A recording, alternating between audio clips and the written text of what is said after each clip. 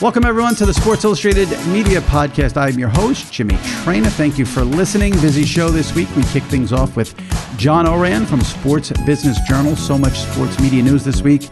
The way the John Gruden thing ended up playing out, ended up getting fired by the Raiders for the emails he sent while he was with ESPN. Then Adam Schefter gets dragged into the mess because he's sending stories to Bruce Allen asking for a full edit. Big Monday Night Football wild card playoff news, how that ties in with Peyton and Eli. A lot of stuff on NFL Sunday Ticket. We get into all that with John Ourand. Then Alan Sepinwall, the phenomenal TV critic for Rolling Stone, joins the pod to talk about the Many Saints of Newark, the Sopranos, and a couple of other TV things, Squid Game, and a little stuff on Seinfeld. And then Train of Thoughts with my buddy Sal Licata, where I tell you a story about Larry David and this podcast and me trying to book Larry and how that played out, and get into a couple of other things with Sal and have some fun with him. So John Ourand from Sports Business Journal, Alan Sepinwall from Rolling Stone, and then Train of Thoughts all in this pod. Before we get to it, remember, old episodes, previous episodes in the archives if you missed any. Kyle Brandt from Good Morning Football was on last week. He was phenomenal. He auditioned with Peyton and Eli, and he talked about that. Stephen A. Smith, 2 weeks ago. AEW's Bryan Danielson, formerly known as Daniel Bryan in WWE. Jimmy Kimmel, Tony Romo, all recent guests on the SI Media Podcast. Go into the archives, check them out, subscribe, and leave a review on Apple. All right, here we go. Kicking things off, John Ourand from Sports Business Journal right here on the SI Media Podcast. All right, joining me now, a man many thought would never appear again on the SI Media Podcast, because he has just launched his own podcast, the Marchand and Ourand Sports Media Podcast, but now he's on the SI Media Podcast, not to be confused with Richard Deitch's Media Podcast. John Ourand from Sports Business Journal. John? Jimmy, our podcast, that it was with the lawyers for months. You should hear the number of times they were like, no, you can't do that title. No, you can't do that title. Everything is under copyright. I was going to ask what kind of battle took place since Marchand got top billing. It's the Marchand and Ourand podcast. Did you have to concede? Was there negotiations? How did he jump you? Everybody tells me that it was alphabetical. And so I'm going with that. He got me with the A in Andrew as well. Did you have other names, wacky names in mind, and then you settle on your last names? How did that go down? So we were thinking about doing what we really wanted to do is the sports media reporters. And the lawyers said no to that. We're almost immediately, because it sounds too similar to the sports reporters, which is what we were going after. And I'm like, how did pardon my take? I thought that would have allowed you to call it anything. We tried inside sports media, now too close to inside sports, and homage to, John Walsh and stuff. But because Barstool is smart, they do it and then deal with the ramifications afterwards. That's the way to do it. Once you get lawyers involved, you're screwed. I thought with the New York Post lawyers, I thought we'd be okay with that. Right. I'm surprised you couldn't call it the sports media reporters. Yeah, that surprised me too. Yeah. And then anything with inside, inside sports media was a no. We couldn't do anything with inside, but we ended up our names are on the billing, so we're pretty happy with it. I was amazed how many tweets I got from people asking if you guys would ever be on this podcast again. They thought there'd be some sort of ban, or I don't know if they thought you guys wouldn't come on or I wouldn't have you on, but I don't know. It never even crossed my mind. I was like, okay, doesn't make a difference to me if they have their own podcast. I want them on mine, so if they'll do it, I'm willing. Yeah, are you kidding me? People are like, oh, so are you going to still go on train? I go, yeah, if he asks, definitely. I love coming on this thing. Well, listen, this was quite a week to have you on, because, I don't know. I don't know if you get as wrapped up in it. I don't know. Being that I'm writing every day, I have to say, when I had to write this morning, I was sort of beaten down from all this. This whole week with the Gruden, the emails, the Schefter, it's not a pleasant topic at all.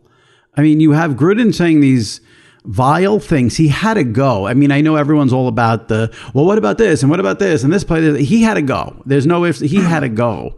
But there is this thing about losing your job because of someone going through your emails that still sits uneasy with me. So the whole thing just is really dirty and messy and ugly.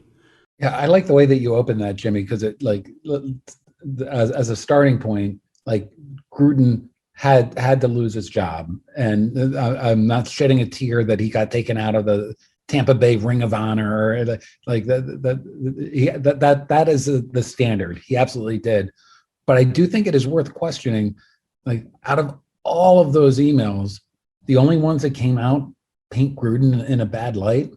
I mean, there's another story there about who's releasing those emails, why they're releasing those emails, and why they targeted John Gruden. Because I'm pretty certain in all those emails, you're going to see a lot of bad stuff. And this is what I hate about this story, because I think it's fairly obvious why they targeted John Gruden. I mean, he had some very rough things to say about Roger Goodell. But the flip side of that is you want it to be where the NFL wanted him out because of what he said about gay people and minorities. And, you can't say what he said about DeMaurice Smith, sending naked pictures of cheerleaders. Like, that's why he had to go. But obviously, it seems like he went because the NFL made sure he went because he called Goodell names. The whole thing is just... I don't think I'm there to where I'm blaming the NFL. I don't know who to blame, but there is somebody that selectively released some emails in order to get John Gruden fired, and it was successful. And it hasn't gotten enough coverage, and maybe it doesn't warrant it, but it is, to me, and for what we do, our purposes. When he sent these emails, he was an employee of ESPN. Now, I don't blame ESPN. I'm not saying they have any role in any of this, but I don't even know. I don't even think that makes ESPN look bad, but it is. I mean, this is a guy doing Monday Night Football, one of the marquee events for the NFL. And then, hours before he's sending these emails, it's just, the whole thing is just ugly all around. I can guarantee that if he were still on Monday Night Football with ESPN, he'd be fired as well. I mean, without a doubt. I don't hold ESPN responsible for an employee sending an email. I wasn't even sure. Was it on ESPN.com account? Well, this is the one question I've had that I have not been able to get an answer to. Did the NFL or the investigators see Gruden's emails to Bruce Allen because they were going through Bruce Allen's emails, not John Gruden? So was John Gruden sending these offensive emails to Bruce Allen's NFL account, Washington account? Then it was, then it was the Redskins, so it might have been Redskins.com, whatever it was. I would assume he had to be sending those to those accounts, not his Gmail account. Yeah, because for the NFL to get them. Well, they were part. I would assume they were sent to the official accounts. I mean, as you know, they were part of the lawsuit because Daniel Snyder, the owner, thought that Bruce Allen was orchestrating a bad PR campaign against him, and so another layer of stupidity added into all of this. And then I'm from DC. Everything Dan Snyder touches at some point comes back to blow up. Well, and that's the interesting flip side of this, is now everyone's sort of demanding the 650,000 emails be released. They want to know what's in there about Daniel Snyder. And I get that. I totally get it. But it does seem like there are people who on 1 minute are saying, we don't love the fact that, someone's losing a job over private emails, and then it's release the emails. We need to see all the emails. I mean, which is it exactly? It's very complicated. Yeah, well, it's not the end of the story. I mean, the story's still out there. The NFL did come out and say that they're not going to be releasing the rest of the emails, but we'll see if there are leaks out there to make that happen. Do you think, prediction, in a year, maybe 2 years, John Gruden gets a media job somewhere? No, I don't see how that happens. I think that what he wrote and what was uncovered was I can't imagine him that happening unless it's with a Barstool or with something along those lines. This is going to be a pretty long penance for him. See, I don't listen. You're not going to see John Gruden on CBS or NBC or ESPN, but I do think, especially now where there's all these opportunities with the gambling stuff going on, Like someone will hire him, I bet, maybe in a year. There's all these weird deals like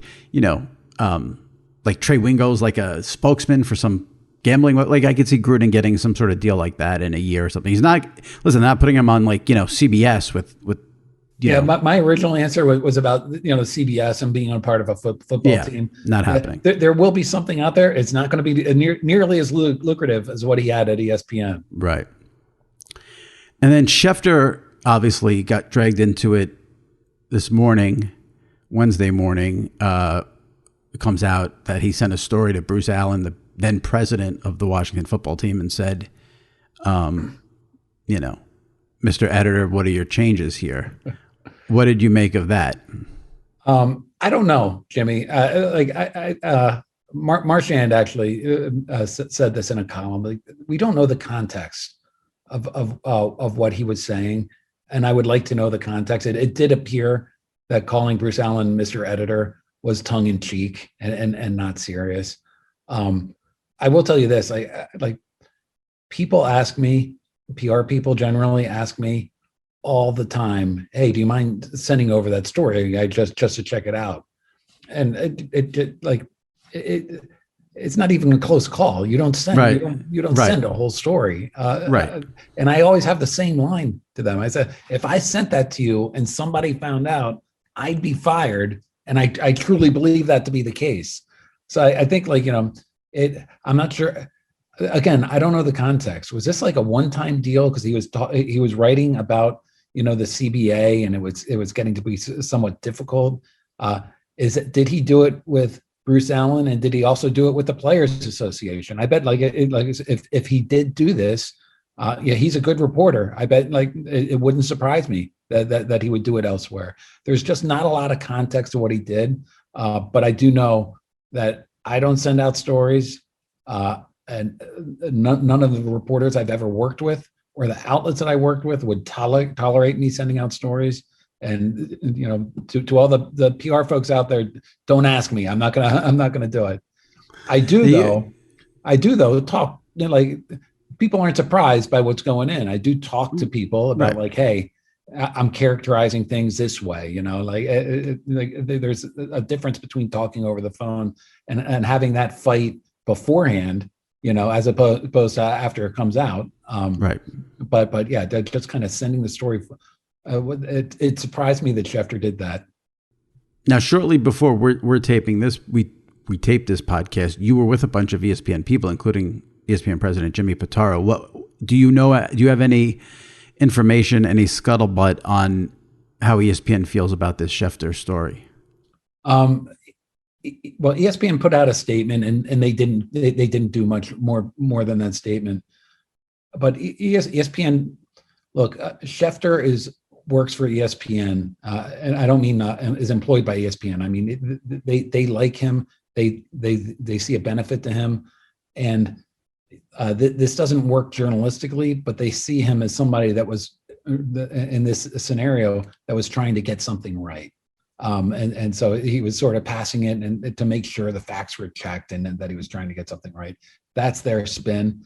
I think that they view this, and I think Schefter probably uses as a, I don't know if they, let me restate that, Jimmy. Mm-hmm. They hope that this is a 1, maybe 2, maybe 3 day story that'll be blown away, and then it'll be forgotten about in 2 weeks. And I think that that's sort of the track that they're going on with it. That's funny because I wrote today in Train of Thoughts that it'll be gone in 24 hours. So 24.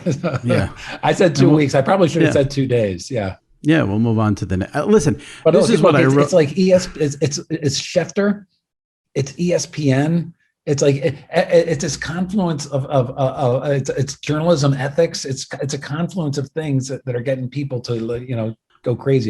What I wrote today though is that when I first saw it, I just I kind of shrugged my shoulders because I don't think of Adam Schefter as this hardcore journalist. Like he does transactions. He does who's getting fired, who's getting hired, who's this guy's signing with this team, this guy got traded. He's not doing like, let's get into the NFL steroid problem. So I'm not saying what he did was right. Like you said, no one sends a whole story to someone and says, make any change you want. But, there were people on Twitter saying, what a bad look. This is going to come back to bite him. He's going to get fired. No, he's not. There's no chance of that happening over this. It's just not like, it doesn't. Once again, like in terms of the context, did he make the changes? Did Alan offer changes? Did he make those changes? Like we don't know, but that starting point where he is a pretty bad place for any kind of journalist, info guy like him or an investigative guy. It's a pretty bad look. Now, while it seems like there's a lot of doom and gloom there at ESPN, I mean, Schefter, Gruden sending that email while he's employed with them, Sage Steele last week. The company does have some good news where they just signed a 5-year deal with the NFL to air a wild card game on Monday night for the next 5 years. And they announced, for this year, Mannings will be doing their Manning cast on ESPN2. I've seen some rumblings from fans who don't like it. To me, it's a no-brainer just in terms of, I think you're going to get a minimum. I mean, maybe I think you get at least 5 million more people watching a game on a Monday night at 8:15 than a Saturday at 1. I mean, this is essentially the NFL swapping out the Saturday at 1 slot for Monday at 8. You'll get wild card weekend games at 4 and 8 on Saturday, 1, 4, and 8 on Sunday, and then 8:15 Monday night on ESPN. Maybe fans don't like it because it's not on a weekend on a Saturday, but in terms of viewership, I think this is a no-brainer for the league and for ESPN. Yeah, I think it makes sense for the league and for ESPN. Jimmy Pitaro just kind of mentioned the certainty where they know for the next 5 years, starting with this season, exactly when the playoff game that they have is going to run. And the fact that it's on Monday night and they have the whole Monday night schedule, it just adds some certainty to that schedule, makes it easier for them to sell against it. It just makes things easier internally for them. So they went after the Monday night one hard, and they really wanted it. But to me, Jimmy, the thing that I find most interesting about this is that 4 years ago, I was writing story after story about how mad the NFL was at ESPN.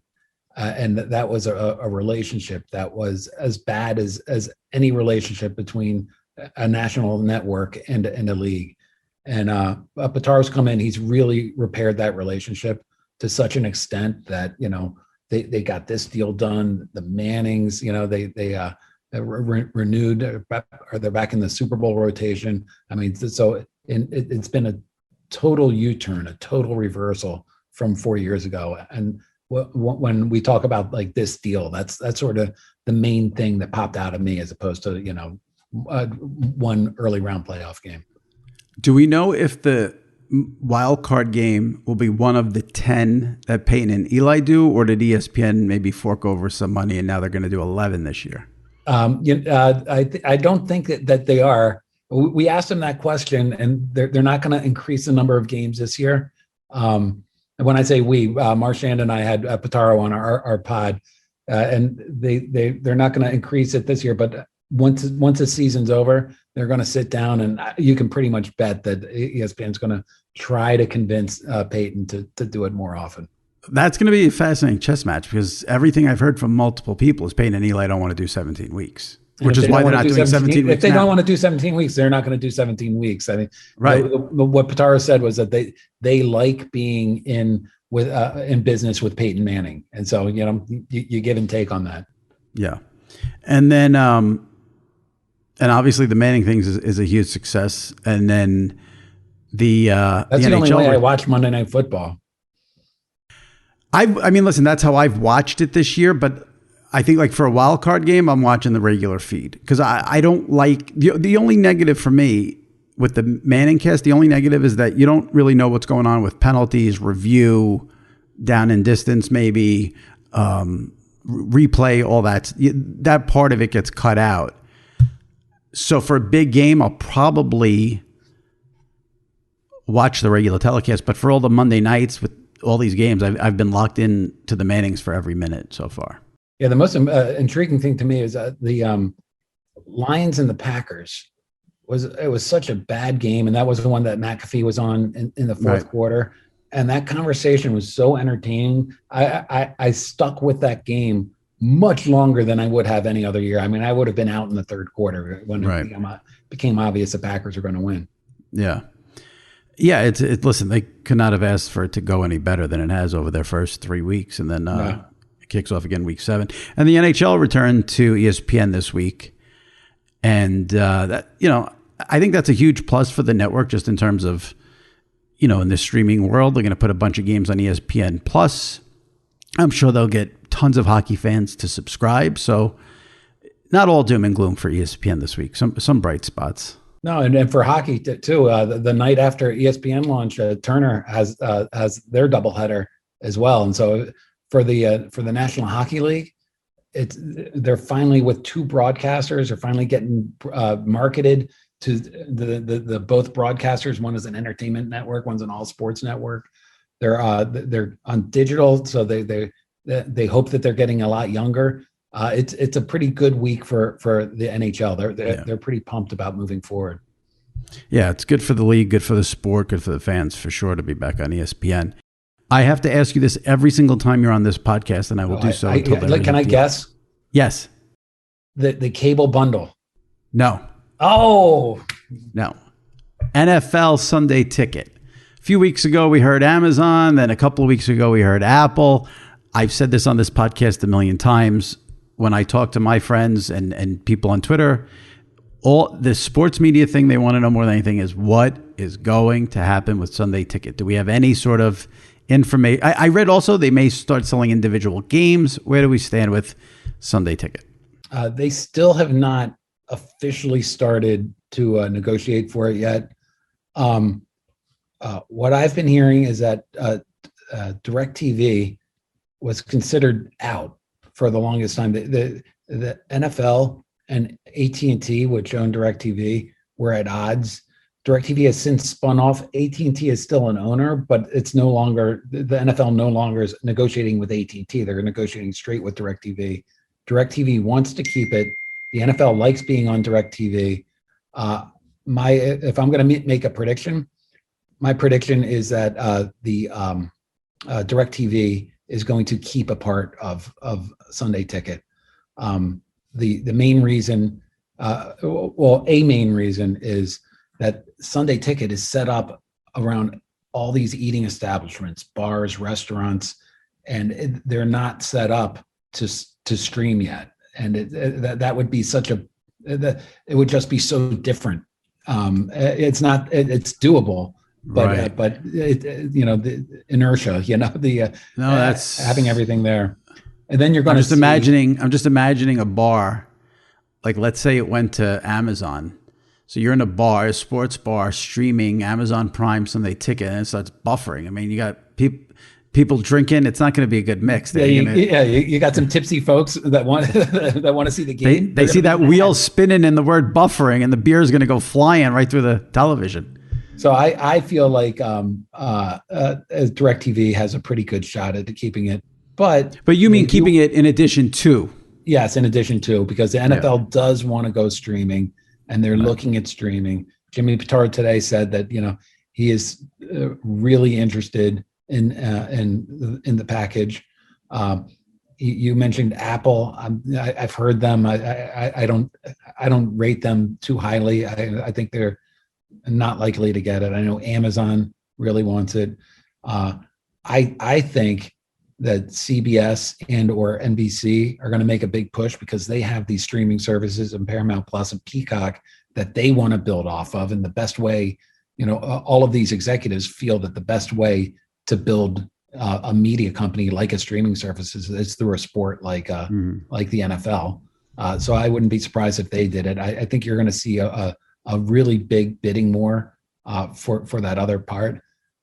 One thing that I'm going to be taking a look at is that a lot of people don't get DirecTV, and so they would subscribe to let's just say ESPN Plus to get it. Mm-hmm. The real thing that I'm interested in finding out is what the price point ESPN Plus would sell it at, because Fox and CBS don't want that. Don't want Sunday Ticket to all of a sudden become you get it for your subscription or free, and if that becomes too big, it devalues the packages that they both just paid more than $2 billion a year for. Interesting. Do you think there's anything to the rumblings that maybe they would sell individual games? Possibly, or you sell, like, if you're a displaced Cowboys fan, you sell just those games. I think that once you go and you start to stream, they're more likely to do things like that. But it's that still is so far in advance that it's likely that something like that'll happen. That's where technology is going, but nobody's made any kind of steps that way yet. Yeah, if they ever did that, I am curious. I wonder what, for the fan out there, what would you pay for a game on a Sunday afternoon? It's very interesting because I don't know. I'm trying to even think like, for example, 2 weeks ago here in New York was a complete and utter disaster because it was the 2 weeks the New York teams won, but I really don't give a shit if the teams win. On Sunday at 1:00 in New York, the Jets were on CBS playing, who did they beat? The Titans, and the Giants were on Fox playing the Saints. I didn't want to watch 1 second of either of those games. Like, I would have paid money to be able to watch another game. So the question is, how much would I have paid? And I don't know what the answer to that question is, but even this Sunday, I don't know. I'm trying to think. Wait, are you saying you don't get like NFL Red Zone? I'm shocked. I get Red Zone, but I don't. I've gone through this. I hate watching the Red Zone. Oh. Because the Red Zone is showing me every touchdown from every game. I'm not interested in a touchdown from a shitty game. I'm interested, like, if you have, here, I'll just give you an example here. Like this Sunday at 1, for instance, the Chargers are playing the Ravens. Okay. I'd be way more interested in watching a play from the 50-yard line in that game than a Red Zone play in a game between the Jaguars and, whoever. Yeah. So that's why I'm not a Red Zone fan. It's funny. I'm not a particular, because I don't play fantasy football either. That's a big reason, I think. I'm not a particular Red Zone fan either because I like the story arc of a game. Yes, that's the phrasing. Story arc of a game. Yes, that is it right there. You just hit it right on the head. Yeah, perfect. Yeah, so the Chargers are playing the Ravens at 1:00 Sunday. I don't need to see Texans Colts highlights on the Red Zone channel. I don't care what's going on in the game. So that's why I'm the one person in America who doesn't love the Red Zone. But I need streaming, DirecTV streaming. I need it badly. Do we know? Because there's always been this inconsistency about this is the last year of DirecTV exclusivity, or they have one more year of exclusivity. Do we know at least that? What's the story with that? DirecTV has one more year. They have this season and then one more season. Son of a bitch. Sorry, man. Oh my God. That's rough. And then people are going to be furious because they think they're going to have access to Red Zone, but it's going to be cost prohibitive. Like when people are going to get sticker shock with it. You think so? I'm virtually certain about that. So like right now, I think I pay like $14 a month for Red Zone. I hate it, but I have it. You think it's going to go up even more than that? What's that per year? Well, I mean, I get it for September, October, November, December, 14 times 4. Oh yeah. So, I mean, it'll have to be triple digits, I think. Real for Red Zone. I'm guessing. I have no. Where this is just talking about it, but you might want to retract that because anyone listening to this is now going to be so pissed they're not going to listen to the Ourand and Alan podcast. I'm not advocating for it. I'm just saying where I think it's going to go. You angered a lot of people right there. You telling people I want it to be free. If you're telling people there's a scenario out there where they may pay triple digits for Red Zone. Wait, you said Red Zone channel Red Zone. I thought that's no. I'm sorry. You meant Sunday ticket. Well, of course, Sunday ticket. Listen, Sunday ticket now is like $400, but $400. That's why I was surprised at what you said. I'm sorry. No. Yeah. I'm saying the Red Zone channel costs like $14 a month, and I thought you said that was going to be cost. Yeah. I thought you were talking a ticket. That was my mistake. We should edit all this out, but we'll leave it in, and you could hear just. Yeah, you could hear how stupid I am. Awesome. But yeah, I mean Sunday ticket. So then let's do it this way. Sunday ticket now I think is $3 something. You think 2 years from now that price goes up significantly, or? At worst, it'll stay right around $3 something, $4 something. Yeah. I don't mind it. I think. It's not going to go to $1,000. I can't imagine, right. But it's not going to be so cheap that it's a no-brainer decision. Well, my thing is this: I don't want to sound arrogant or whatever. I'll pay whatever it is. Just let me get access to the games without having to have DirecTV. I mean, if you tell me there's a streaming service for Sunday Ticket that's $300, okay. If it's $400, okay, I'll pay it. Let's go. I want to be able to watch whatever game I want. That's all I'm asking. But I need it to do it without DirecTV. That's the issue. That's the issue. So one more year. Oh God, that's a bummer. All right. Well, I appreciate you coming on, even now that you're a competitor. I know we're tough competitors, man. No, I appreciate you having me, because I was getting comments on Twitter about like bad blood between Deitch and me, or you and me. Like, no, not at all. No. I have every intention to keep you and Andrew in the rotation. All right, we got to do our Christmas show. We did like two in a row, and then stopped doing it a while. Well, COVID came last year. That was the whole thing. So just give people a little info on your pod. Will you be having, I know you had Van Pelt the first week, you have Jimmy Pitaro this week. Are you guys going to have a guest every week? No. So our pod, it drops every single Wednesday. And our plan is, I mean, you get great guests, but our plan is to get really top level guests. So Van Pelt, we think, is a top guest. Jimmy Pitaro, the head of ESPN, possibly the most powerful person in sports media, certainly in sports media, maybe sports business. But we don't want to do a guest every week. Like sometimes we just want to get in there and we just want to talk about the issues of the day, and go through that way. So do you guys have a booker, or are you booking it yourself? Oh, we just book it ourselves. Do you have a booker? Do I have a booker? I wish. I was going to say, if you don't have a booker, make sure you have some Xanax handy, because the anxiety you're going to get when you don't have a guest is pretty intense. You're, I got to give you credit. I'm the booker. Your Romo stuff was awesome. Thank you. I appreciate it. Did you hear from CBS? Tony, did I hear from? No, I did not hear from CBS. As a matter of fact, did not. Oh well, but Tony was good. No, he was great. That was good. The end around. Yeah. Yep. All right. Well, I appreciate you coming on. We're not competitor. Well, I mean, maybe we are, but you'll still be on. Everyone can relax and check out the Ourand and Alan podcast as well. Thanks, John. I appreciate it. Hey, man. Thanks for having me. Anytime. All right. Joining me now, SI Media Podcast regular. Had to have him on because he's the ultimate person to talk about The Sopranos with the Many Saints of Newark out now. We had to have Alan Sepinwall, chief TV critic for Rolling Stone, on the pod. Alan, how are you? I'm good, Jimmy. How you doing? I'm good, and I look forward to digging into the Many Saints of Newark with you. Before we get to it, just a couple of random TV things, because that'll be the bulk of the conversation.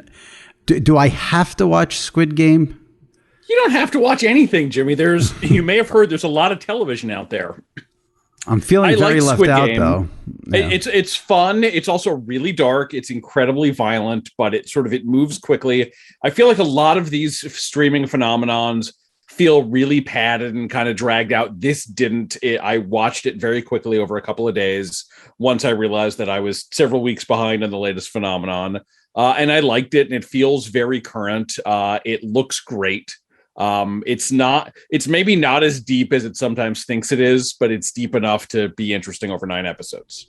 And this was just a show that was put on Netflix with sort of no fanfare, no promotion, no hullabaloo, and just word of mouth. It went viral. It can happen. Yeah. I mean, I think they were promoting it heavily in South Korea, but it was not like they expected it to be this big global phenomenon that it's turned out to be. But the way it works is, once they realize that people are watching, then suddenly you load up the Netflix app and you will see Squid Game on the homepage, and you go from there. All right. I'm going to have to check it out, I guess. If I were going to start a drama to get into, the two shows I was debating between picking are Billions or Succession. Which should I watch? It depends. I like both shows. They're similar in a lot of ways in that they're both about monstrous rich people just sort of playing these power games, and there's no one who's really all that likable. I think Billions is a bit lighter. It moves quicker. There's also more seasons of it and more episodes. Succession goes a little bit deeper. It's also, I think, a funnier show. I think both shows are pretty funny and witty. I was sort of a very late conversion to Succession, but I'm finally into it. In fact, while I just took a break from writing my recap of the Succession season 3 premiere, which is going to be on Rolling Stone on Sunday night. I think I would probably pick that of the two. But in both cases, if you start, you're going to have moments where you say, why am I watching this? I hate everybody. Why do I care about any of these deals? And at a certain point, in theory, it will click for you. The other thing I wanted to ask you, you did a review recently of Jon Stewart's new show on Apple TV, I believe it is. And listen, I get that I'm older, so the whole streaming thing is really for people younger than me. But for me, talk shows on streaming services seem bizarre. I don't know why, but for some reason I just have a hang up about it. So I don't know, because I feel like a talk show should be timely. And I haven't checked out his show. I don't know how timely it is. But I know your review was not exactly glowing of his new show. Yeah, and it's not timely because he's like, I got 2 episodes in advance that he'd clearly taped a while ago, and he's dealing with relatively timely issues, but not like up to the minute, here's a thing that just happened. It's more, here is a current problem in the world, and we're going to talk about it for 45 minutes. So what was your big takeaway from the show? Why didn't it work? I think part of it is just because he's been away for a while. I think all of the people who used to be on his version of The Daily Show have gone off and done their own versions of what this is. They're doing it better. John Oliver and Samantha Bee in particular really kind of have this approach of, we're going to take one issue, focus on it for most of the episode down to a science. And Stewart is kind of flailing a little bit. I think he's basically banking on goodwill from his original run of The Daily Show, but I don't think the 2 episodes of The Problem that I've seen, that's the name of the Apple show, were really that great or that polished, certainly compared to, a lot of the competition that he helped create in the first place. Yeah, I mean, you mentioned John Oliver. I mean, I guess that's my issue with the Jon Stewart show, is that John Oliver's Sunday night, it's going to be about whatever happened that week. You could even, if you watch it on Monday, Tuesday, it's not stale.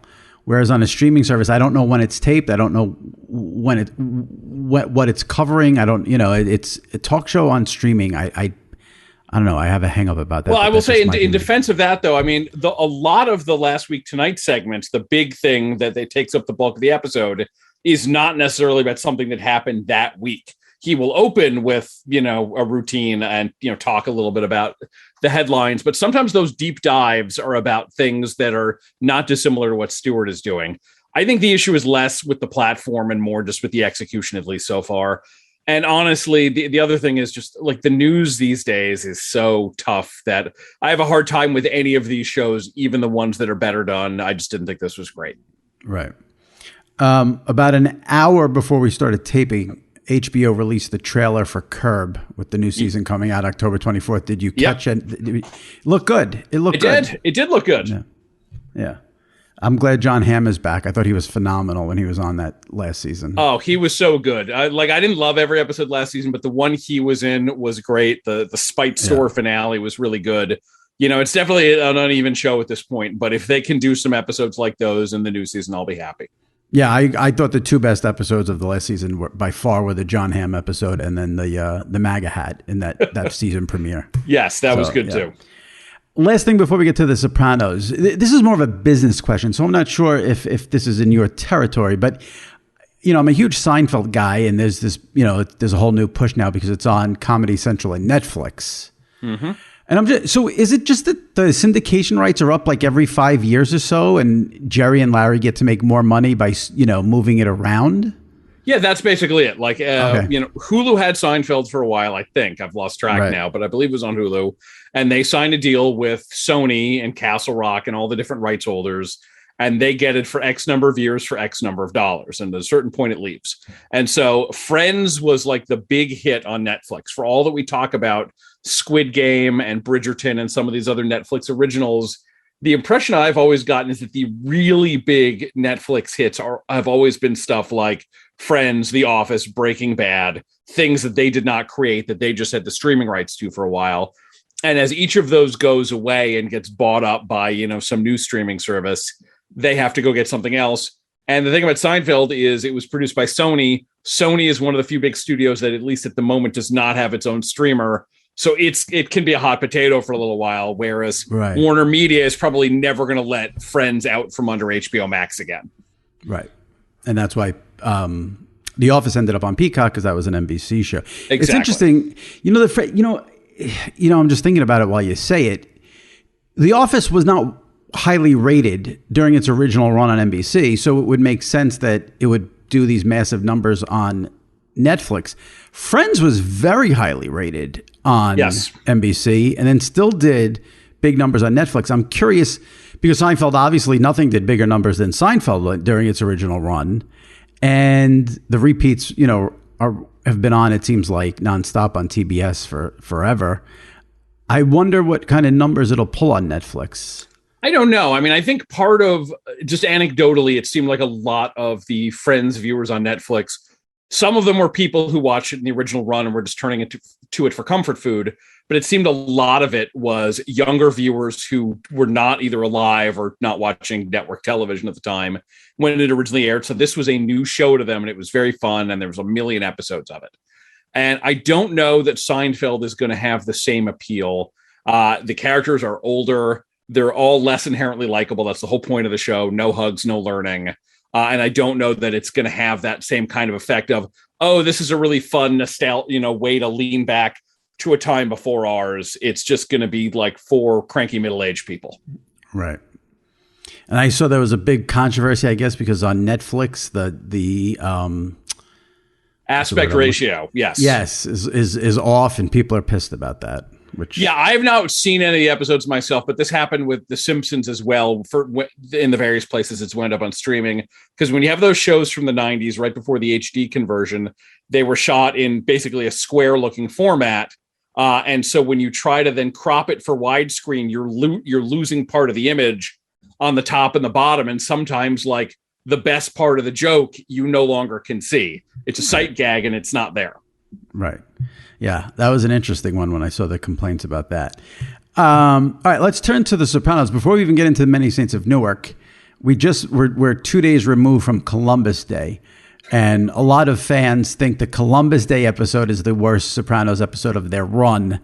What is your opinion on the worst Sopranos episode, or your least favorite Sopranos episode? Would it be Columbus Day or something else? I think it's Christopher, the Columbus Day episode. There have been other ones I liked less previously, but when I went back and rewatched the whole series to write the book, The Soprano Sessions, I like a lot of those went up in my estimation, and that one did not. It's just it's bad for all the reasons I thought it was bad back in 2002. It really, like, the Silvio character there, it made no sense. Well, it was not written for him. It was supposed to be a Paulie Walnuts episode, and then Tony Sirico, who played Paulie, had to have back surgery, and he missed half the season. And so they said, "All right, I guess we'll make it Silvio." This is why Alan is the best. I love Steve Van Sant. You don't want to give him a whole episode. This is why Alan's the best at The Sopranos. It's a phenomenal nugget to know that. Because it didn't work at all with Silvio. Speaking of not working, I mentioned this on the podcast last week. A friend of mine texted me. They said 0 to 100. What do you give the Many Saints of Newark? I said a 65. Fair, unfair. I thought it didn't feel anything like the show to me. I thought the second half was much better than the first half. I had some major problems, though, with some of the things in it. What was your overall impression of the Many Saints of Newark? I liked the movie. I liked it more than you did, but I also completely understand why you and why a lot of other people sort of feel frustrated with it. I find parts of it frustrating. I think one of the I reported a lot on the making of the movie for Rolling Stone. I interviewed David Chase, the director, Alan Taylor, all the actors. And one of the things that kept coming up again and again was people would refer to these great sounding scenes that they shot and got cut. And after this happened a few times, I said to Alan Taylor, well, this sounds really good. Why did you get rid of it? And he said, David Chase was adamant.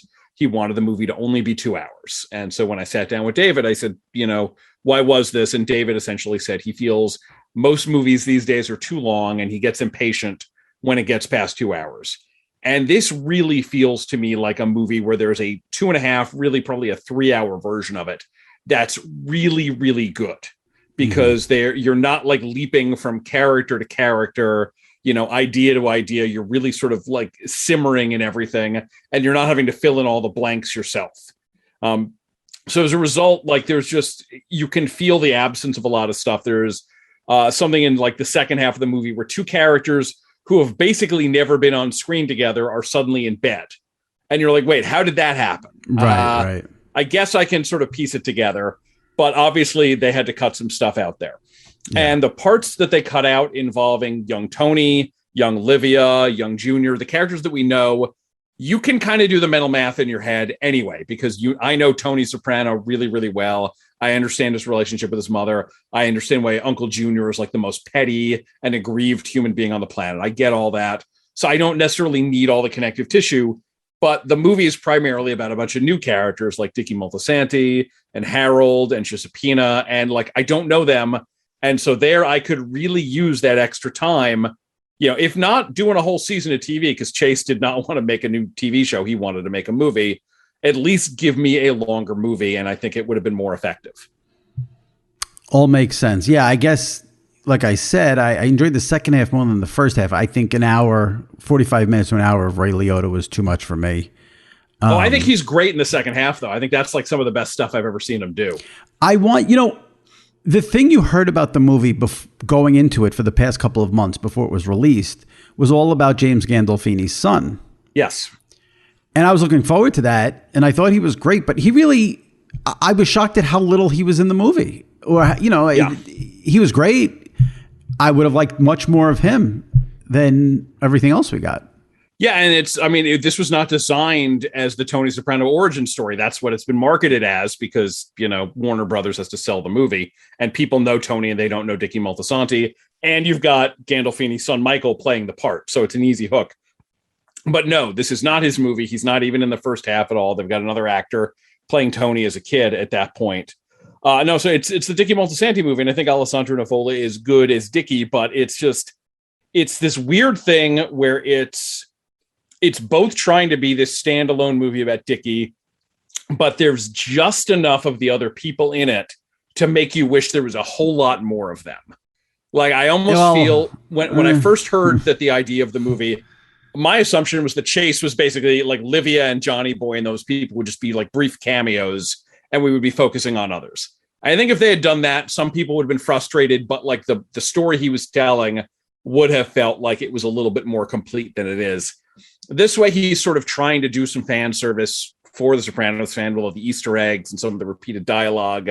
And you get these glimpses and you get enough of them to realize, man, Jim Gandolfini's kid is great. Vera Farmiga is great. I want to see more of them. And there's this one stretch of about 10 or 15 minutes late in the movie where it's like Tony goes to the guidance counselor, then Livia talks to the guidance counselor, and then Tony and Livia are in the kitchen. It's like boom, boom, boom. I would love a whole movie that was just that. That's clearly not what this movie is trying to be. And right. So again, you're Warner Media selling one movie and then people are seeing another. And I'm sure that is also contributing to some of the sense of disappointment here. So I mentioned this as well last week in talking about the movie, but this is why I had to have you on, because you'd be the perfect guy to help me with this. I didn't love the woman who played Livia. I thought was fine, but I didn't think that, to me, the character was nothing like the Livia in the TV show. That's how it came across to me. Yeah. But here's what sort of freaked me out. And I don't know if it was intentional or this is just me overthinking and maybe being a weirdo. Especially in those scenes you mentioned where they're in the kitchen, Livia and Tony, and talking about getting on antidepressants and mental health and all that. The woman playing Livia, as Livia, reminded me so much of Carmela and Edie Falco. Yeah. And obviously David Chase is all into psychology and mother issues, father issues, and all that. And there's all this stuff about you marry your father, you marry your mother. Was that? Do we know if that was to me? I kept thinking the mannerisms, the face, everything was Carmela-like. Yeah. Was I off on that, or It's one of the funny thing is when I did this book, The Soprano Sessions, and Matt Seitz and I interviewed Chase a lot. We would constantly ask him about all these weird patterns on the show, like every time someone is like making eggs, they're about to die, that kind of thing. And every time we would bring up one of these, he would say, wow, I had no idea. Like that was not in any way something we planned. It just sort of worked out that way while doing Along Instinct. And I think the Livia situation is like that because Vera Farmiga, who plays young Livia, said that the false nose was her idea. She said because she's got a little nose and she wanted to look more like Nancy Marchand. And the fact that it wound up looking more like Edie Falco was not something that was planned. I think David Chase said that to Mark Maron on WTF. Like okay. he did not realize it until people started pointing it out to him. But it hit me right away. No, it's right away. There. And the funny thing is, before the kitchen scene, when Livia is going to see the guidance counselor starts relating the story that Tony has told her about the night that she read him the book about the gold rush. And she says, and she's quoting Tony directly, and she says, "You snuggled up real close all night." And there's a look on Livia's face like, "Oh, I didn't realize I was doing that while my husband was away." And so, Tony, I believe, once told Dr. Melfi he never thought about his mother that way, but it's entirely possible she was looking to him as a substitute for her husband. And it's at least implied that something may have happened. We don't know. But the fact that she looks like a dead ringer for the woman he eventually marries, and that they didn't realize that, is another one of those Soprano happy accidents to me. Okay, because as I'm watching, I'm thinking it's totally intentional, and David Chase, doing his thing there. That's fascinating. It's so funny because I've been rewatching some clips on YouTube, and there's a scene later in the seasons when Tony gets the Johnny Sack house for Janice for Janice and Bobby, and Yes. He's with Melfi talking about Janice, and Melfi goes into this thing about it, being attracted to his sister. He's like, first you have me wanting to bleep my mother, now you want me to bleep my sister. So it was all in my head, I think, when I was watching it. Speaking of Livia coming off as Carmela-esque, I had read Edie Falco did film something for the movie, ended up not getting used. Do we know what that was? I know a little bit. The idea was they shot the movie originally in 2019. Then they go to edit it. David Chase looks at an early cut, realizes, okay, we've got the test audiences are confused. We need to add some more stuff to clarify who these people are. So for instance, Janice's, I think it's her confirmation. That whole scene is new. The reason that Johnny Boy has a mustache in that scene is because John Bernthal was filming another movie and came over for the afternoon to do it. And so that's new. The scene at the very end, the last thing before the credits roll, is new. And the framing device, the stuff with Christopher, is new. And they basically were trying a lot of different ways to connect the movie to the show. And so one of them is what they ultimately wound up doing. One of them involved Paulie Walnuts. I don't know what that was. And one of them involved Carmela. And I think the idea was she was going to be looking at the camera and telling a story or telling an old joke or something. And then that evolves into, and that, I guess that reminds me of this time, with my cousin Dickie, because she that's how Dickie and Christopher were related to Tony in the first place. They were on Carmela's side of the family. Right. Two more things before I let you go, sort of on the business side of it.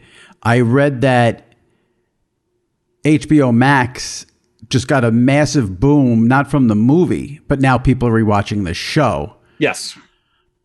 And it kind of, now again, this goes back to me being old and the whole stream. They reran the whole series the week leading up to the premiere. And I love that because I love being able to sit on the couch, flip on the TV, and it's like, oh, this episode's on, this scene is on, without going through it. I guess it's very intentional on HBO's part not to rerun it live in sort of their rotation and just keep it as something you stream on HBO Max, right? Because they want to keep it fresh. Is that the case? I think if you have a cable subscription, you could call up any episode on demand if you're an HBO subscriber. It's a lot of different ways. I think at a certain point, they assumed that with a show this old, if people want to watch it, they will want to do it on their own schedule. But that those marathons leading up to the movie were a way to tease interest in the movie. The one thing when they said though that so many people are binging it now ahead of the movie, that's not an easy show to binge. No. There's a lot of episodes, and this is not a show where you can start farting around on your phone or you can be you got to be locked in to this show. Yes, and it's an intense show too. You're like Succession and Billions, which you asked me about before. This is another show full almost entirely of bad people. And some of them happen to be really charismatic people who you come to understand because you spend so much time with them. But Tony Soprano is a monster. Paulie Walnuts is, a lot of these people are bad. And Carmela is an enabler. Melfi is basically the best of the bunch, but it's sort of you're spending a lot of time exploring the psyche of terrible, terrible people. And that's not an easy thing to do in a binge, right? Emotionally, I was I was shocked, people saying they binge it in a week. How could you binge that show in a week? No. And also you want time to think about every episode. Don't do that. Yeah. I will say, out of every show I've ever watched, I mean, that was the show by far where on a second watching, third watch, you still pick up so much new stuff, more new stuff than anything. Yes. You need multiple viewings. Every time I watch an episode, I find something new in it. It always makes me happy. The last thing is, and this is another one on sort of the business end, but I get into this stuff. All the reports were that David Chase was pissed at HBO because they launched it on HBO Max simultaneously with launching it in the theaters. I guess he wanted maybe a week in the theaters only. After everything David Chase has done for HBO, they can't give him a week of exclusivity in the movie theaters? It's part of every movie that Warner is releasing this year is getting this treatment.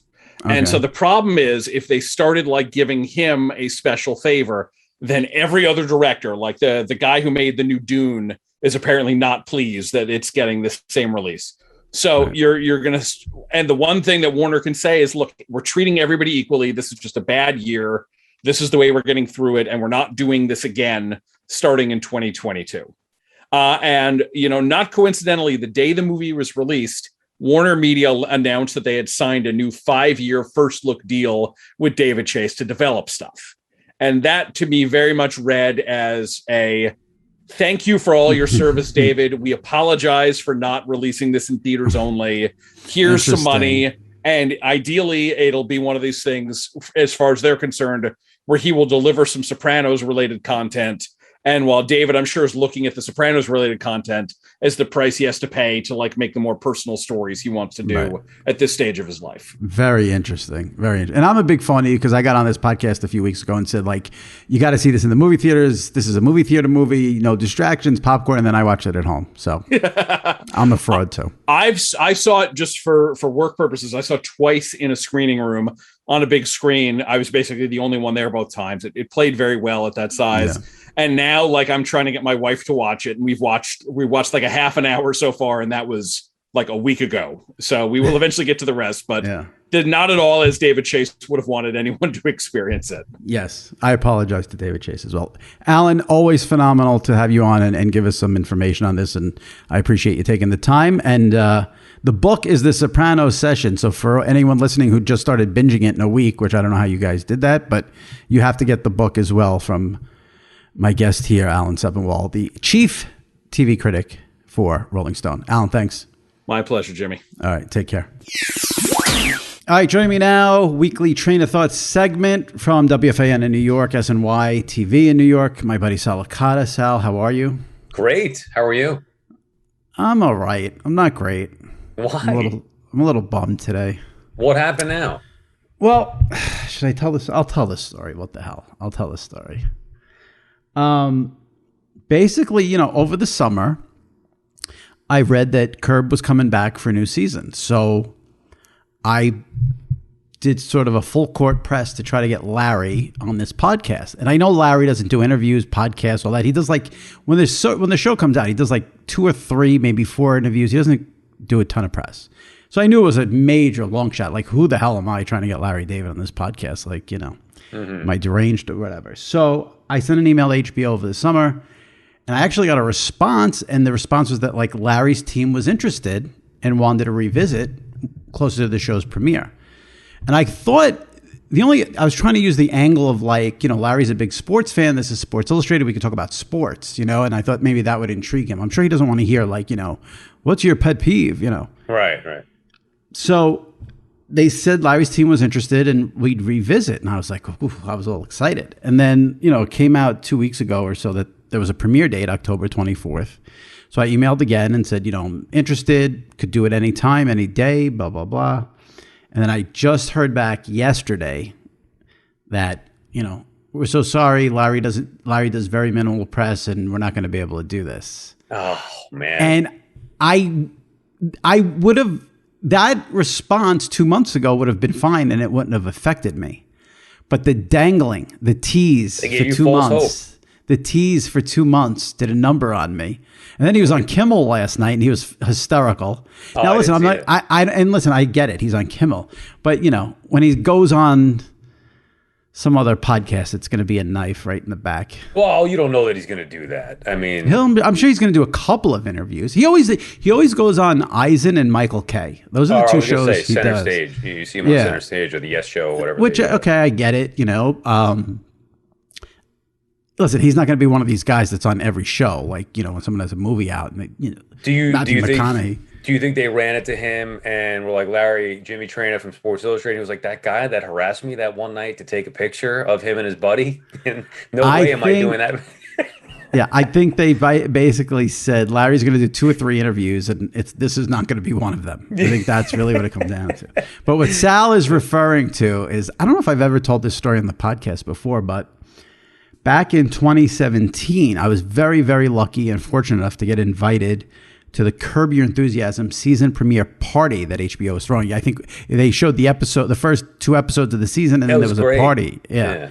And I took Sal because Sal loves Larry and +1, baby. I was a +1. That what a great time. We saw the 2 episodes. It was not a great time. It was not a great time. Oh no, come on. It was uncomfortable. So we go to the after party, and the whole cast is there, like mingling around. Not barricaded off.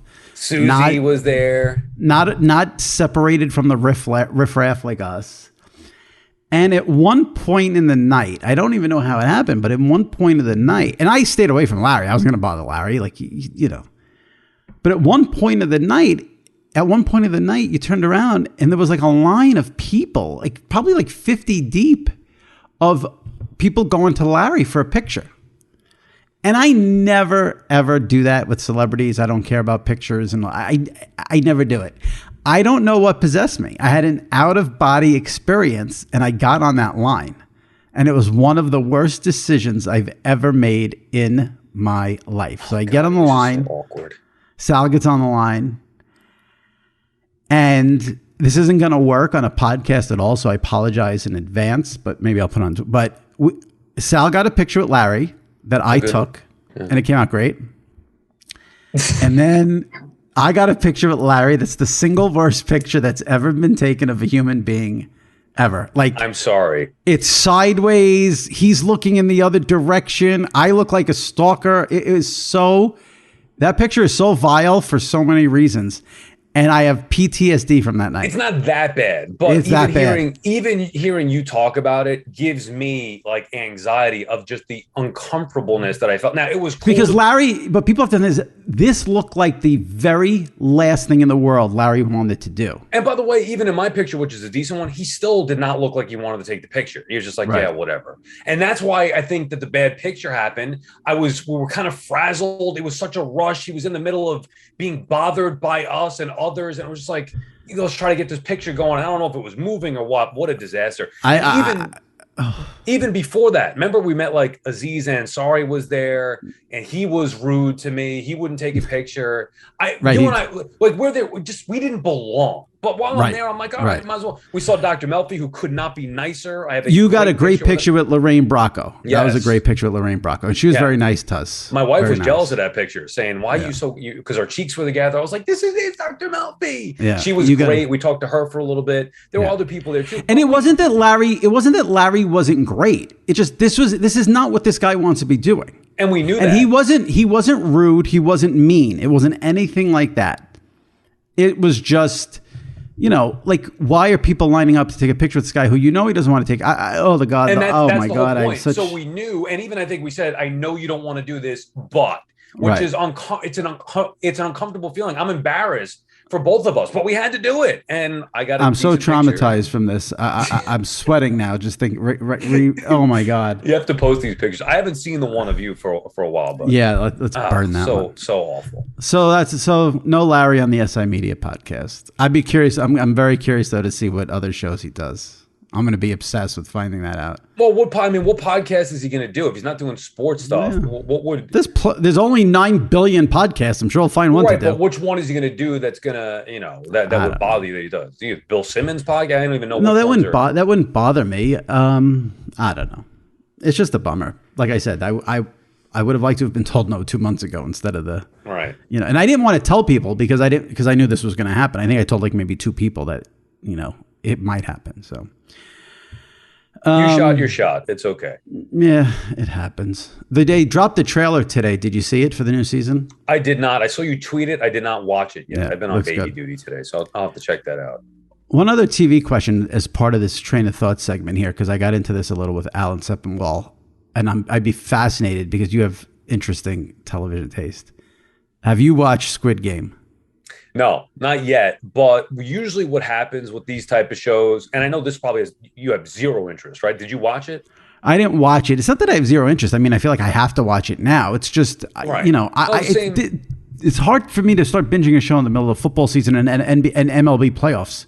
Yeah, if not impossible. I mean, the shows that I actually like watching, and then I hear about this. Now, I will check it out. Generally, what happens if a show gets so big like that, and it'll be a show that I'll watch with my wife, is like, hey, this show's blowing up. Let's see what it's all about. So I'm intrigued by what it is, but on the surface, it does not necessarily look like something that I might love. And the craze is a little bit much. It's kind of, I know it's not the same, but remember Tiger King gets blown out of proportion. Everybody's right. All right. So you feel obligated to watch it. Then I watch it and say, why the hell am I wasting my time watching this crap when there's 9 billion other things I could be watching that's more entertaining? Right. Now, another thing I want to discuss with you, I don't think we're really even going to discuss anything sports related in this segment today, because quite frankly, I don't want to talk about Gruden and Schefter and anything else that's going on. But this is way more interesting. If you listen to this podcast last week, if you listen to Train of Thoughts last week, at the very end, it was like a cliffhanger where Sal was ranting and raving because he was going to miss his NFL Sunday because him and his wife were having a baby celebration. What were you calling? Baby blessing on Sunday at 1:00, right in the middle of what might have been the best 1:00 slate of the season, the way it turned out with the games. You had the Packers with all the missed field goals and the Packers Bengals, I should say, and a couple other games going down to the wire. And then 4:00 was obviously great with the Charger game. Brady with another that was at 1:00. Brady with another out of his mind performance. Mm-hmm. How did it all work out for you, Sal? So 2 stories. One, I mean, just the whole day, I'm thinking, all right, well, I'm going to have time to watch the Falcons and Jets uninterrupted. Wrong. 9:30. Yeah, wrong, because it's the morning of. So now you got to plan, prepare. My wife is out getting her hair done and makeup, and the cake's got to get delivered, and the food's got to. So there's no way and then I got to get ready and get dressed and haircut. I managed my time well enough to where I watched the entire game, just not uninterrupted. I wasn't downstairs alone by myself. I had the baby a little bit. I was watching the beginning downstairs. Then I had to go up and use the iPad as I'm getting ready, whatever. Fine. No problem. 2 issues. One, the in-laws show up. No joke. The first thing be careful. Be careful. Yeah, be careful. You're going to love this. First thing they say is, oh, so a friend of mine showed me this clip that you were on a podcast that you did.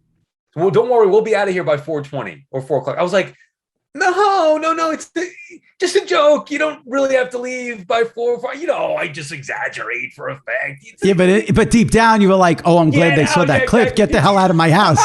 They know me well enough. And it was at that moment that I was thinking, you know what? Who am I to be so self-centered? They're inconvenienced too. They don't want to be here. Forget about football. You think people actually want to get up on a Sunday and drive 2 hours to come out to Long Island to be to a baby blessing? No. So I'm inconvenienced for a different reason, but they're inconvenienced too. I did them a favor by saying you need to leave by 4:25. They had an easy excuse. They were out the door by 4:20. I was like, you guys sure you don't want to stay and watch the game? I mean, it's a big game, Cowboys, Giants. I feel they were out of there by 4:20. I would say by 4:25. Then I feel like you owe me one. I feel like I helped you get them out of there. But when I tell you I was, and you know me, I don't really get embarrassed. Like I generally don't care. I mean, other than that Larry David situation, but I wouldn't normally care. I was embarrassed and almost mortified that they were like, oh, so we heard that you want us to leave by 4:00. So who's stalking you on this podcast and sending out clips? One of my brother-in-law's friends is a big fan of yours. He's a big fan of me. And he listens to your podcast, and so obviously he gets a kick out of the segment. One of your brother-in-law's friends. Okay. He listens every week, and he saw the clip that you posted. Yeah, because I'm thinking, who the hell is listening? I'll do this bit on the radio. But here's the thing. If these people are listening again this week, but you have to understand this. This is not personal. Sal and I wouldn't want anyone in our houses on a Sunday. It has nothing to do with you specifically. You're not that special. Right. It's nobody. We don't want anybody. There's nobody we want to be bothered with on a Sunday except for Joe Buck and Jim Nance. That's about it. Right. So my whole day was ruined. I'll give you one more quick one on that. So the party's going on, food is served, whatever. And now I have the Bengals and Packers on upstairs. That's a local game. And clearly the game was an exciting game, as you mentioned. So my focus is kind of there. I'm making sure everybody's okay, whatever. The ceremony's over, people just hanging out, and I'm watching the game. And right as the Bengals are going for the 2-point conversion to tie the game, I'm focused on that. I'm looking at my fantasy on my phone. I'm trying to get, the Sunday intake going. And my wife's like, "Say, so you want to go do the cake now? You got to cut the cake." And I must have not even heard her. Like I was and she goes, "Is now not a good time because of football?" I go, "It's Sunday. Sunday's not a good time because of football. You made this party on a Sunday. The whole day is not a good time. It's football Sunday. Can I watch the 2-point conversion, please? These missed field goals left and right, 2-point conversion, close game, and you want me to go over there and cut the cake?" And I go, "Cut the cake for what? What's the candle on the cake? This isn't a birthday party. It's a baby blessing." You remind people how old your daughter is? She's 6 months. It's a blessing. Was she able to blow out the candle? And then exactly. So I was asking my wife in front of people, frustrated. It's a bad job by me, but I'm like, what is the point of this? Of the candle? Who's going to blow it out? I tried to be a good friend, and I kept texting you throughout the day. Be careful, be nice. You just got to suck it up. Clearly, it didn't really work. That was the one maybe sensitive area, but everything outside of that was fine. Is there anything you want to say in case any brother-in-law, friends, whoever are listening now, just get it over with? I love my in-laws, all of them, and I do appreciate them coming and dealing with my idiosyncrasies and neuroticness as a sports fan. He just doesn't love you on a Sunday afternoon during the NFL I don't love it. Here's one more thing. If you have Sunday in February, come on over. Yeah, right. If you have any parties to plan, don't do it in the fall on a Sunday, please. Thank you. If you want me to be there anyway. Oh God, that's too good. It's too good. It's too all good. True. I don't have any other sport. I'll give you one thing I saw. I saw this literally right before we started taping, and I'm amazed that now I'm not a hockey guy. So maybe I'm not getting hockey information the way a hockey fan is. But I just saw this. Gary Bettman said, I think he said it today, maybe that's why it's not a big story yet. There are only 4 players in the entire league who are not vaccinated. Yeah. That's unbelievable. In comparison to the NBA, because I saw that too, and I thought that, wow, this is pretty good. And then I'm thinking, well, who are the 4 players? They have to feel, kind of left out. And are they allowed to play? I guess they are in certain. I don't know, but the fact that they got every single player in the NHL vaccinated except for 4 is unbelievable. What's the deal with the NFL in comparison? I mean, are we down? The NFL numbers were pretty good. I mean, there was a story at one point that some players were using fake vaccine cards, but I don't know. But the Bucks were at 100%, right. And I know a lot of teams were in the 90s. Right. So, and then what about the NBA? Obviously, we know Kyrie's not vaccinated, but what's the number? I think the NBA is in better shape than, Kyrie is getting all the headlines, but the Lakers were 100%. Right. That came out. Knicks are 100% because you got to be able to do that in New York. There's no issues there. Right.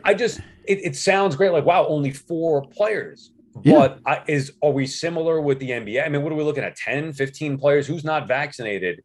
In the NBA? That's a good question that I'm not really paying that close attention. I know the numbers have been good across the board with sports in terms of compared to the rest of society, where it's 70%. The other thing that's confusing is there are different rules everywhere. So obviously, and I don't know this to be true, I'm just throwing out a name. Let's say Oklahoma City. If you play for the Thunder, maybe you don't need to be vaccinated to play. Obviously, for Brooklyn in New York, you need to be vaccinated to participate at least in home games. So that's the issue. Yeah. So maybe there are some players who. Since we are both in New York, I mean, how do you think the Kyrie thing plays out? Do you think they'll trade him? Now, I would. Because not just because of this, just because it seems to always be something with Kyrie Irving. Plus, they have Harden and Kevin Durant. I respect anybody's decision. I would never tell anybody you're forced to get this and go do that. But at some point, you want him to be somebody else's headache. I don't know though if they're going to get to that point. They're hoping that something changes, whether he gets the vaccine or whether the rules change. And I wouldn't hold my breath for either of those two. So what are they going to do? I think he hurt himself a lot with the statement on Tuesday that came out, which we don't even know if it's true because that was shady in and of itself about he's not anti-vax. He's mad about the mandates. Okay. So you're mad about the mandates, but you're still not vaccinated. You're not going to get vaccinated because you're mad about that did not help his cause. I thought that's if you wanted to sit there and say, hey, listen, I'm anti-vax. I'm not putting this in my body, blah, blah, blah. I think that's ridiculous, but I can tolerate that more than, well, I'm trying to be a hero for people who are losing their jobs because of mandates, so I'm not getting vaccinated. That makes no sense to me at all. I don't understand what one has to do with the other. And by the way, I didn't hear, I mean, you're right, that was the report. I didn't hear it come from his mouth. I mean, if that was the case, right. Why wouldn't he just say that from the opening press conference in preseason where he's like, I don't want to talk about it. It's a personal decision. Why wouldn't you just come out and say, I don't think this is right for this reason, and this is why I'm doing this to be a voice for those people who unfortunately don't have the platform or the money that I do. So I don't know. The other thing too is, like, the season starts next week. So if there's even like a 1% chance that at some point you're going to get vaccinated, like, do it now. Why would you want to miss games? Like, listen, if you're never going to do it, then that's fine. Just go retire or whatever, or demand a trade so you don't have to deal with the issues. But like, if he gets his shot, let's say, December 18th, like, then you went through all this for nothing. Like, either do it or get out. And see, that's my issue with Kyrie Irving. You kind of touched on it, where it seems to me, and this is his choice, I really don't care. I care about what goes on the basketball court. I'm in sports talk. That's what we do. If you have other passions and other priorities in life, which it seems like he does, then go do it. But then I don't care about that. I care about what you do with the Brooklyn Nets or what you do with whatever team you're on. So if you want to go be some kind of hero and be an advocate for this or that, or go try to help, I respect that greatly. But go do it. We're focused on what's going on in the NBA because that's what we do as sports fans. I mean, the problem is he's got 11 other people who rely on him. That's what the issue is. Which is why I'm glad that the Nets finally took a stance on this instead of letting Kyrie Irving run things and dictate things and saying, I need time away from the team last year. And he go and celebrate his sister's birthday. But meanwhile, he's mentally not ready to play basketball. The NBA regular season is minimized as it is. And how disrespectful can you be if you're Kyrie Irving just saying, it doesn't really matter. I'll show up in the playoffs. Maybe if I decide to get vaccinated then, or if the rules change. Well, good for the Nets as an organization and as a team where they say, no, you're not going to be a part-time player and practice part-time and play on the road with us. You're either in or you're out. And right now, I didn't even think of that. Yeah, maybe he's waiting it out for when the mandates are lifted. I mean, that is one option, right? Yeah. But who knows when that's going to be? Yeah, who knows when that's going to be? I wouldn't wait for that. But I wanted to give a shout out to the NHL. The fact that there are only 4 players in the entire league not vaccinated. I'm surprised it doesn't get more headlines, but it's the NHL, so it is what it is. Right. All right. Appreciate it. This Sunday, no distractions. Locked in. Yeah, I'll be locked in. If you want, you're invited to come over. I may have a couple other people coming, and it's 9:30. There's a 9:30 game. Forgot about that. Well, it is Miami and Jacksonville, right? The 9:30 game. It is. Yeah, it's not really. But there'll be no distractions. No, I will be. It's back to normal. You said, when are you going to get over this? When things get back to normal this Sunday is when I will be able to put the baby blessing behind me. That was good. When I said you got to get over it, and you said I'll get over it on Sunday when this football. Oh God! All right, Sal, take it easy. I'll talk to you later. All right, bye. All right, that wraps it up for this episode of the Sports Illustrated Media Podcast. My thanks to John Ourand, Alan Sepinwall, and Sal Licata. If you missed previous episodes of the pod, go into the archives, check them out. Kyle Brandt from Good Morning Football was on the podcast last week. Stephen A. Smith was here 2 weeks ago. Brian Danielson from AEW Wrestling, also known as Daniel Bryan, 3 weeks ago. Jimmy Kimmel and Tony Romo, all recent guests on this Sports Illustrated Media Podcast. So if you're not a subscriber, hit that subscribe button and leave a review on Apple. I will read it on one of these pods when we get some time. All right, that wraps it up. We'll see you next week. Stay safe and take care.